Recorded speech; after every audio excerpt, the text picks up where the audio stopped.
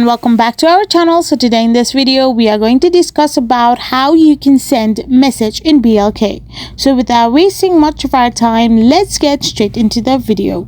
So BLK is a dating app where you can meet all the black singles and chat with them, like them, and give your thoughts on them to get connected. So now we will be discussing about how you can send a message in your BLK. So you need to simply tap open the app first, and once you have tapped open your app, you need to now create an account.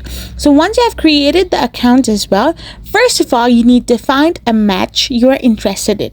If you are interested in someone, simply swipe right on their profile, and then if they like you back as well, you will be matched on your BLK app.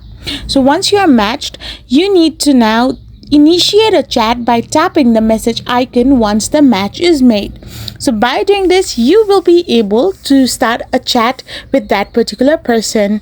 So this is how you can simply send message and give a shot with them.